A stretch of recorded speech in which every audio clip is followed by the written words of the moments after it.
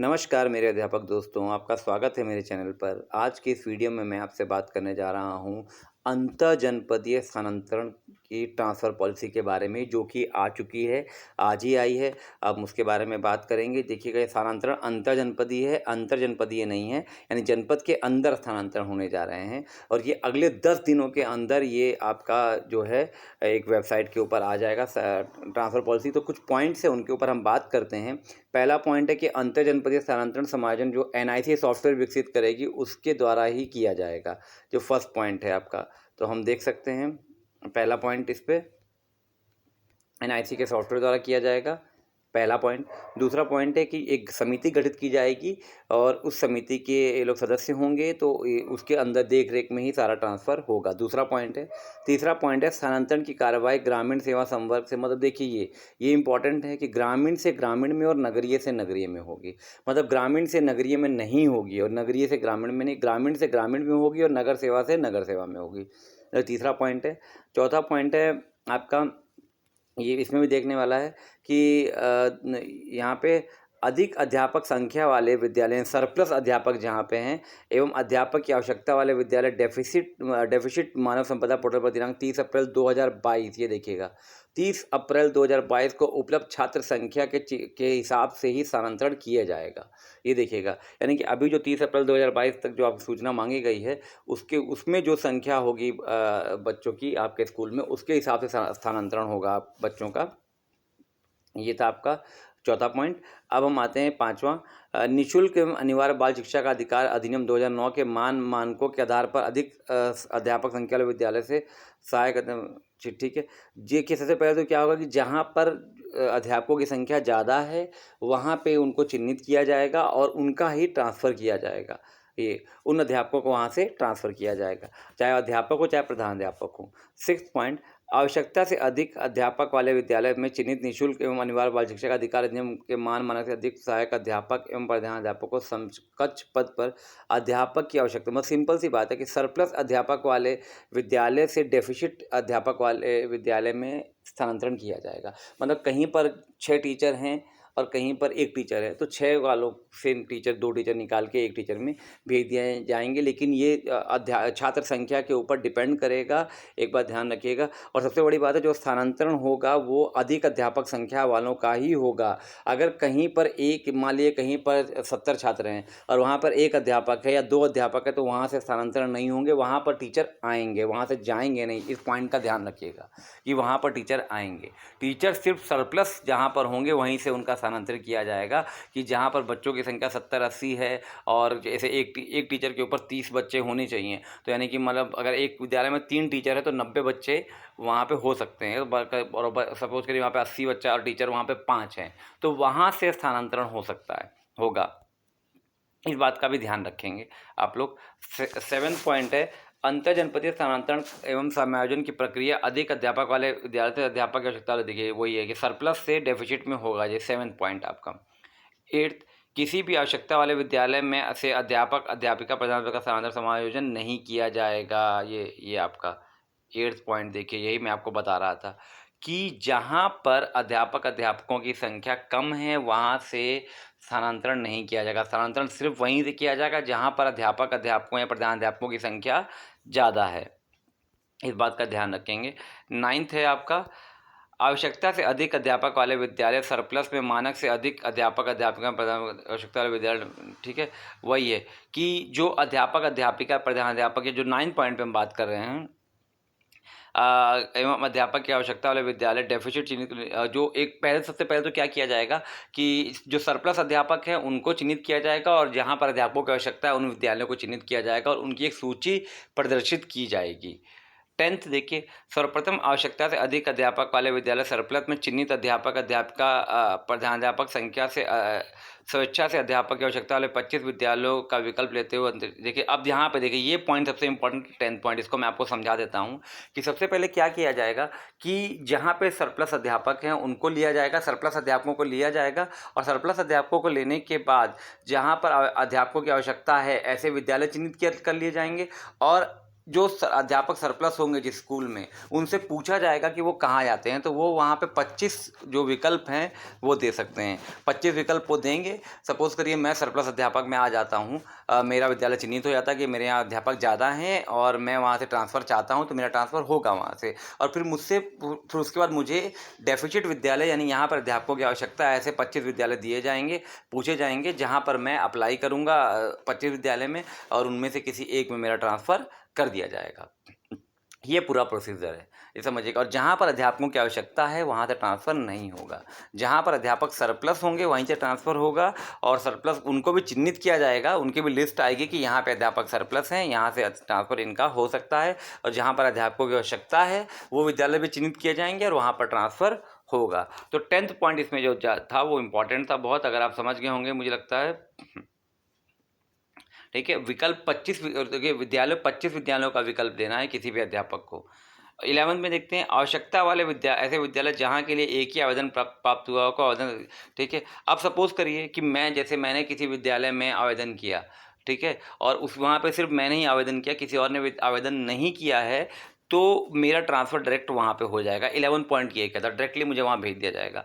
अब 12th point क्या कहता है कि एक विद्यालय जहाँ पे मैंने आवेदन किया और वहाँ पर ऐसे ही 4 टीचरों ने और आवेदन कर दिया, तो वहाँ पर कैसे होगा, किसका ट्रांसफ़र वहाँ पे किया जाएगा उन चारों में से? तो वहाँ पे वरिष्ठता सूची बनाई जाएगी, और वरिष्ठता सूची बनाए जाने के ये मानक होंगे, और उसके बाद ट्रांसफ़र किया जाएगा। क्योंकि ज़रूरी नहीं है कि मतलब एक जगह जहाँ मैं अप्लाई कर रहा हूँ वहाँ पे और टीचर अप्लाई ना करें, वो भी वहाँ अप्लाई कर सकते हैं। तो वहाँ पर फिर उनका ट्रांसफ़र वरिष्ठता सूची के हिसाब से होगा, इसीलिए 25 विद्यालय जो हैं वो दिए जा रहे हैं। ठीक है, और वरिष्ठता सूची में देख लीजिए कि आपके सेवा काल के लिए 1 अंक है, 1 वर्ष के लिए 1 अंक है, टोटल 10 अंक मिलेंगे। 10 साल की सर्विस से 10 अंक आपको मिलेंगे। बाकी आपका गंभीर रोग से ग्रसित हैं या कुछ बीमारी है तो 15 अंक हैं। दिव्यांग को 10 अंक हैं। पति पत्नी हैं तो 10 अंक हैं। एकल अभिभावक हैं, पुत्र पुत्रियों का लालन पालन करने तभी 10 अंक हैं। महिला अध्यापिका 5 अंक है। राष्ट्रीय पुरस्कार प्राप्त अध्यापक अध्यापिका 5 अंक है। राज्य पुरस्कार प्राप्त हैं तो 3 अंक हैं। तो ये हमारे कुछ क्राइटेरिया हैं मानकों के, जिसके हिसाब से ट्रांसफ़र किया जाएगा। जब वो ये तब होगा जब एक विद्यालय में एक से अधिक टीचरों ने आवेदन कर दिया है, ये वहाँ के लिए भारांक है, मानक है। अब आते हैं आगे, अंतर जनपदीय समायोजन की प्रक्रिया, इस पे बात कर लेते हैं। चिन्हित आवश्यकता से अधिक अध्यापक वाले विद्यालय सरप्लस में ऐसे अध्यापक अध्यापिका जिनका कार्यरत विद्यालय में पदस्थापन होने के कारण निःशुल्क अनिवार्य दो मान के विचलन हुआ हो को उनके विद्यालय। ठीक है, वही है, सरप्लस विद्यालय में एक सूची बनाई जाएगी। सूची बनाने के हिसाब से जहाँ पे सरप्लस टीचर होंगे, तो सूची के हिसाब से जो सबसे लास्ट में जो टीचर गया होगा, अगर सपोज़ करिए कि अप्लाई कर रहे हैं, कर दिया उन्होंने जहाँ पे जाना चाहते हैं, मान लिया ऐसे एक कोई ऐसा विद्यालय जहाँ से कोई टीचर जाना नहीं चाहता है और वहाँ पर टीचर सरप्लस हैं, तो फिर सूची बनाएंगे अवरोही क्रम में, और जब से सबसे लास्ट में जो टीचर गया होगा उसका ट्रांसफ़र वहाँ से कर लिया जाएगा, किया जाएगा फिर। देखिए, सबसे पहले तो आपसे खुद पूछा जाएगा जहाँ पे सरप्लस है कि आप खुद ट्रांसफ़र लेना चाहते हैं कि नहीं। अगर आपने खुद ले लिया, अगर आपका नाम सरप्लस विद्यालय में आता है तो ठीक है, और अगर आपने खुद ले लिया तो ठीक है। अगर आपने नहीं लिया है ट्रांसफ़र तब भी होगा, इस पॉइंट को याद रखिएगा। फिर ये कि जो सबसे लास्ट में जो टीचर आया होगा उसका ट्रांसफ़र कर दिया जाएगा। ये सर्वप्रथम आवश्यकता से अधिक अध्यापक वाले विद्यालय सरप्लस जिनमें सबसे अधिक अध्यापक कार्यरत हैं। मैं सेकंड पॉइंट यहाँ पर जो है इसकी बात कर रहा हूँ, मैं इसको देखेंगे। आवश्यकता से अधिक अध्यापक कार्यरत है, ऐसे अतिरिक्त अध्यापकों के अध्यापक की आवश्यकता वाले विद्यालय में संवैधानिक कार्रवाई की जाएगी। तत्पश्चात आवश्यकता से अधिक अध्यापक वाले कार्यरत अध्यापकों की संख्या के अवरोही क्रम में अध्यापक की आवश्यकता वाले विद्यालय में संवैधानिक कार्रवाई की जाएगी। देखिए, इस पॉइंट को मैंने अभी डिस्कस किया आपको, सेकंड पॉइंट को, कि सबसे पहले तो सरप्लस हैं और वो वहाँ से टीचर ट्रांसफ़र चाहता है कोई, तो ट्रांसफ़र ले ले तो उनका ट्रांसफ़र सबसे पहले किया जाएगा। उसके बाद अगर सरप्लस से कोई भी टीचर ट्रांसफ़र नहीं चाहता है लेकिन वहाँ से ट्रांसफ़र होगा ही होगा, उनमें से किसी न किसी को भेजा जाएगा, तो अवरोही क्रम में सूची बनाई जाएगी और उसके बाद वहाँ से टीचरों का ट्रांसफ़र उस हिसाब से कर दिया जाएगा, जितने टीचर वहाँ पर सरप्लस होंगे उनका। अब ये भी बच्चों की मानक संख्या के हिसाब से होगा। थर्ड, आवश्यकता से अधिक अध्यापक वाले विद्यालय सरप्लस से अध्यापक की आवश्यकता वाले विद्यालय डेफिसिट में शिक्षक विहीन एकल शिक्षक एवं ऐसे विद्यालय जहाँ पर 2 या 2 से अधिक शिक्षक कार्यरत हैं परंतु निःशुल्क अनिवार्य वर्ग से अधिकार इतने में। ठीक है, वही है कि सरप्लस से जो कार्य ट्रांसफ़र किया जाएगा वो डेफिसिट में किया जाएगा, जहाँ पर एकल हैं या 2 टीचर हैं, मतलब जहाँ पर टीचरों की आवश्यकता है वहाँ पर भेजा जाएगा। ये थर्ड पॉइंट था। फोर्थ, शिक्षक विहीन एकल शिक्षक एवं ऐसे विद्यालय जहां पर 2 से अधिक शिक्षक कार्यरत है परंतु निःशुल्क एवं अनिवार्य बाल शिक्षा अधिकार अधिनियम के मानकों के अनुसार रिक्ति है को छात्र संख्या के आधार पर एवं छात्र संख्या समान होने पर विद्यालय को अंग्रेजी वर्णमाला के अनुसार अवरोही क्रम में सूचीबद्ध किया जाएगा। वही ये बार बार वही बात करें, लिस्ट बनाई जाएगी, उसके हिसाब से ट्रांसफ़र किया जाएगा। शिक्षक विहीन विद्यालय में 3 अध्यापक, एकल शिक्षक वाले विद्यालय में 2 अध्यापक एवं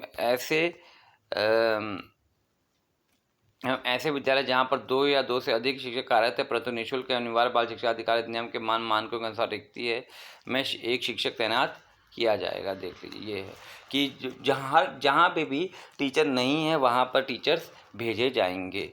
ये मेन मोटिव इसका ये है, कहने का मतलब। अध्यापक अध्यापिका का समाजन निःशुल्क एवं अनिवार्य बाल शिक्षा का अधिकार अधिनियम 2 मानकों के अनुसार अध्यापक की आवश्यकता लिए मैं 6 पॉइंट पे बात कर रहा हूँ।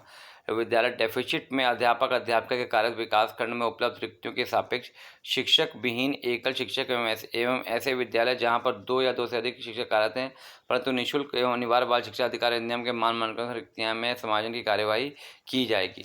देखिए, सबसे अब यहाँ पे एक पॉइंट देखिएगा, सरप्लस टीचर मान लीजिए हैं और किसी ने अप्लाई नहीं किया ट्रांसफ़र के लिए, तो वहाँ से टीचरों को भेजा जाएगा। सबसे पहले तो उनको उनके ब्लॉक में ही भेजा जाएगा, जहाँ पर उनके ब्लॉक में जो डेफिसिट विद्यालय जहाँ पर टीचरों की आवश्यकता है वहाँ पर ट्रांसफ़र किया जाएगा।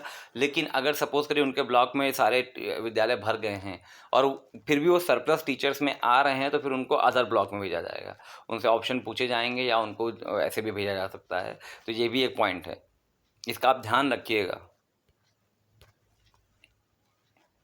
7, ऐसे अध्यापक अध्यापिका के कार्यरत विकास खंड में रिक्ति उपलब्ध नहीं होने की दशा में, देखिए ये वो जो मैं बता रहा था, ऐसे अध्यापक अध्यापिका का समायोजन अध्यापक एवं आवश्यकता वाले विद्यालय में नहीं हो सका है को अन्य विकास खंड में रिक्तियों की उपलब्धता की दशा में शिक्षक विहीन विकल्प समझ के, यही मेन मोटिव है। देखिए 2 पॉइंट जो कह रहे हैं यही कह रहे हैं कि पहले सरप्लस टीचर्स का पहले उनके ब्लॉक में ही ट्रांसफ़र किया जाएगा जहाँ पे शिक्षकों की आवश्यकता है, और अगर वहाँ पे सपोज़ करिए सारे टीचर्स भर गए हैं, वहाँ पे आवश्यकता नहीं है, तो फिर उनको दूसरे ब्लॉक में ही भेजा जा सकता है। मतलब समायोजन सबका होना ही होना है, ये श्योर है। एक सबसे पहला ऑप्शन होगा कि आप अप्लाई कर दें, ठीक है। अगर आप अप्लाई नहीं कर रहे हैं सपोज़ करिए और आपके यहाँ सरप्लस टीचर बच जाते हैं तो आप फिर उसके बाद पहले तो अप्लाई करने का होगा, जिनका हो गया, उसके बाद फिर लिस्ट बनेगी।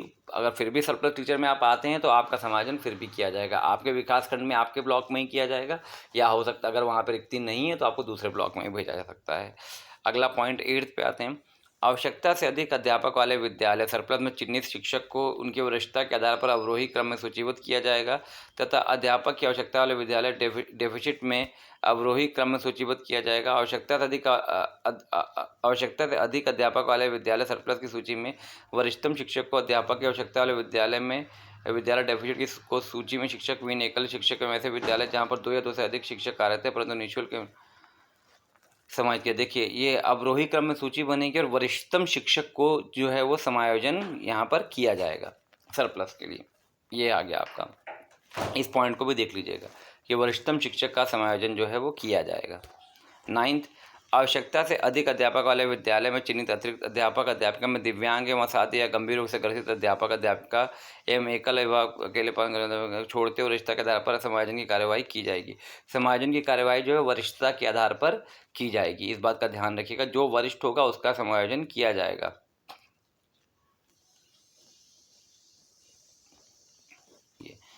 अगला है, अब देखिए यहाँ पे देखिए इस पॉइंट में स्पेशल पॉइंट है कि जो वरिष्ठ अध्यापक हैं अवरोही क्रम में सूची बनेगी, जो वरिष्ठ अध्यापक होंगे उनका वहाँ से ट्रांसफ़र किया जाएगा। अध्यापक अध्यापिका जिनकी सेवा अवधि ऑनलाइन आवेदन करने की अंतिम तिथि से 2 वर्ष से कम अवशेष होगी उन्हें भी समायोजन प्रक्रिया को पृथक रखा। अच्छा, जिनका जो ये है आपका साल, जो उनके से रिटायरमेंट में 2 साल पड़े हुए हैं उनको बाहर रखा जाएगा समय इससे ट्रांसफ़र पॉलिसी से, लेकिन अगर वो चाहें तो वो अप्लाई कर सकते हैं। लास्ट पॉइंट ये कहता है, ठीक है। और गंभीर या दिव्यांग या एकल अध्यापकों का ट्रांसफ़र नहीं किया जाएगा, 9 पॉइंट ये कह रहा है। तो ये कुछ पॉइंट हैं आपके जिनको मैंने डिस्कस किया है दोस्तों। तो अगर ये आपको समायोजन की प्रक्रिया समझ में आ गई, ये पॉइंट समझ में आ गए हों तो आप इस वीडियो को लाइक ज़रूर करिएगा और चैनल को सब्सक्राइब नहीं किया सब्सक्राइब ज़रूर करिएगा।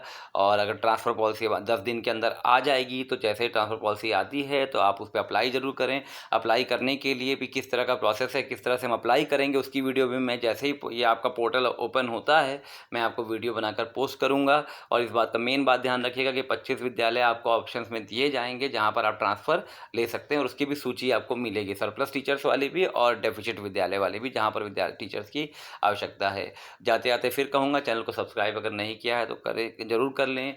धन्यवाद दोस्तों।